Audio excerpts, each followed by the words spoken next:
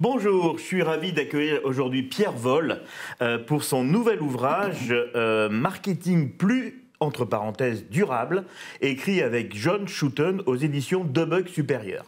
Alors Pierre, je suis ravi de vous accueillir. Effectivement, vous êtes professeur à l'Université Paris-Dauphine, vous êtes auteur d'une dizaine d'ouvrages et d'une cinquantaine de contributions scientifiques autour du marketing. Vous êtes le président honoraire de l'Association française du marketing. En un mot, le gourou français du marketing, c'est vous. Et j'ai beaucoup apprécié votre livre et ma première question, c'est de vous demander comment vous est venue cette prise de conscience. Je vais vous citer, le marketing sera durable ou ne sera pas. Et vous dites aussi que vous voulez aider les professionnels du marketing à contribuer à l'émergence d'un monde plus durable. Rien que ça ? Oui, rien que ça. Je pense qu'on peut se mettre d'accord assez vite sur deux constats. Le premier, c'est que la consommation a un impact plutôt délétère sur l'environnement, un impact négatif, sans toujours avoir un impact social très positif, d'une part. Et d'autre part, que le marketing contribue assez largement à encourager, à stimuler la consommation. Et quand on met les deux idées bout à bout, on se dit que le marketing a peut-être un impact, un rôle dans la situation actuelle en termes de changement climatique, de biodiversité, etc. Donc oui, c'est l'idée de mettre un peu les marketeurs devant leurs responsabilités et puis sans les culpabiliser, d'essayer d'avancer de façon positive. Oui, alors, mais c'est vrai que le marketing consiste à vendre et on veut rentrer dans une société plus frugale, c'est ça ? Enfin, où on va moins consommer ou bien on va apprendre à mieux consommer ? Alors, certains prônent la frugalité, la sobriété, enfin voilà, ou des synonymes. L'idée dans ce livre, c'est d'abord de s'inscrire dans l'économie circulaire. Et ça suppose aussi pour les marketeurs de changer un petit peu de perspective. Et je pense que pour les professionnels de l'expérience client, c'est pertinent. C'est l'idée de dire l'augmentation du chiffre d'affaires, elle doit se faire autant par la fidélisation que par l'acquisition, et on voit aujourd'hui quand même les marketeurs beaucoup encore sur l'acquisition, et elle doit se faire par la rétention des clients plutôt que par le développement, c'est-à-dire l'augmentation du chiffre d'affaires en année. Donc tout ça, ça milite en fait pour tisser des relations plus étroites avec les clients, pour les accompagner dans la circularisation, on va dire, de l'économie. Alors effectivement, vous faites comme un mea culpa au début en disant les professionnels du marketing, de l'étude, de la pub, de la relation client sont souvent considérés comme de mauvais élèves du développement durable. Vraiment ? Alors vraiment, oui, par le grand public, c'est très clair, et par les professionnels de la responsabilité sociale aussi. Bon, c'est normal.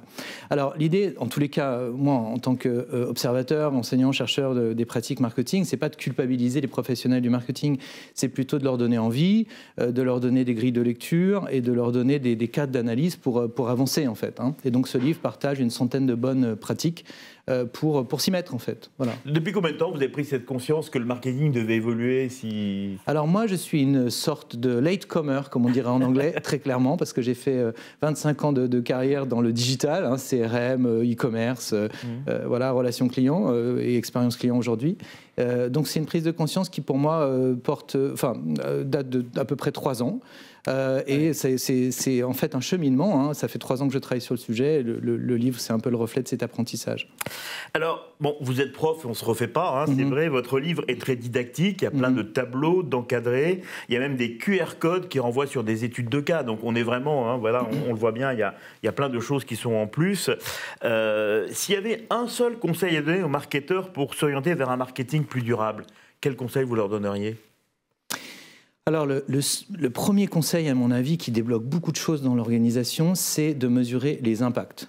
Voilà, il y a une vingtaine d'années, on avait quelques indicateurs de performance, l'image, la part de marché. Après, on en a rajouté plein d'autres, la satisfaction, le NPS, l'engagement. Mais tout ça, ce sont des indicateurs de performance. Ce ne sont pas des indicateurs d'impact. Donc, rajouter le volet impact dans l'analyse des décisions marketing, impact environnemental, impact social, ça change beaucoup de choses. Je pourrais vous donner plusieurs exemples. Oui, c'est quoi alors un impact Alors un impact, une entreprise comme Bell, par exemple, a rattaché la RSE à la finance, ce qui est déjà relativement original. Et chaque décision est pesée à la fois en termes d'impact monétaire, financier, et en termes d'impact CO2. Gaz à effet de serre. Et comme ça, on peut faire des trade-offs, des équilibres, enfin des arbitrages, de façon à prendre les meilleures décisions. D'accord. Alors, au chapitre 7, j'ai parcouru le livre, et très, très, très intéressant, vous dites qu'il faut serviciser les offres. Alors, je ne sais pas si le mot est français, donc ça veut dire qu'il faut mettre du service dans l'offre. Est-ce que vous avez un exemple concret pour nous Alors oui, on peut parler d'un néologisme. Voilà, aujourd'hui, effectivement, les services, c'est une grosse part de l'économie, mais le marketing est encore vraiment orienté très produit, on va dire. Donc l'idée, c'est de générer des transactions, de vendre des produits. Comment on peut faire pour serviciser les offres? Il y a deux grands actes de développement. Le premier, c'est la location, très clairement, et le deuxième, c'est la réparation. Et aujourd'hui, les entreprises, pour faire la location et la réparation, à mon sens, ont besoin de repenser l'expérience utilisateur jusqu'à la fin de vie du produit, mettre en place des boucles circulaires, accompagner le consommateur, les clients dans l'usage, pouvoir garder une trace de ces consommateurs et de ces produits pour pouvoir les réinjecter dans des boucles circulaires. Donc, à mon sens, les professionnels de l'expérience client ont un rôle central à jouer dans ces sujets. Est-ce que la société n'avance pas plus vite que les entreprises? Parce que, par exemple, il y a beaucoup d'associations dans lesquelles on peut se prêter une perceuse, enfin, au lieu de l'acheter, etc. Oui, alors il y a beaucoup d'initiatives qui existent, c'est vrai. Le problème, c'est l'échelle. Voilà, ça pèse 1% du système, en fait. Donc, pour vraiment qu'on ait un effet sur l'environnement, il faudrait monter à des 20, 30, 50%. Et ce passage à l'échelle suppose vraiment une professionnalisation et l'intervention des entreprises, en vérité. Donc, le marketing est autant un problème qu'une solution dans ce cas-là. Mais est-ce que, d'après vous, il faut convaincre les marketeurs ou principalement le patron de la boîte, en fait, c'est lui qui doit mener la barque, non, dans ce domaine? Alors oui, tout à fait. C'est une question d'alignement quelque part entre la stratégie de l'entreprise, son business model. On insiste beaucoup sur les modèles d'affaires dans ce livre. Donc le modèle d'affaires et puis bien sûr l'ensemble des collaborateurs, dont les marketeurs, bien sûr. Vous êtes plutôt optimiste par rapport à l'avenir et l'implantation de ce marketing plus durable? Je suis assez optimiste parce qu'on commence à avoir un mélange assez intéressant de régulation, d'obligations, également d'initiatives, de volonté, donc oui. Alors, il y a un grand défaut aujourd'hui, et on en parle beaucoup, c'est ce qu'on appelle le greenwashing, c'est de repeindre sa façade en vert pour montrer qu'on est crédible au niveau du marketing durable. Qu'est-ce que vous en pensez? Comment l'éviter? Alors, peut-être 3 recommandations. La première, faire avant de dire. Ce n'est pas toujours naturel chez des marketeurs. La deuxième recommandation, ne rien dire. Pourquoi? Parce que certaines fois, quand on met en avant le côté durable d'un produit, ça dégrade sa perception. Donc il faut travailler sur l'offre, qu'elle soit plus durable, mais pourquoi le dire? C'est pas nécessaire. Si le produit est plus confortable, plus durable, au sens il va durer plus longtemps, de meilleure qualité, finalement les gens sont plutôt intéressés par des bénéfices personnels, la santé, la fonctionnalité, voilà. Donc c'est pas la peine de forcément mettre en avant des arguments durables pour vendre un produit durable.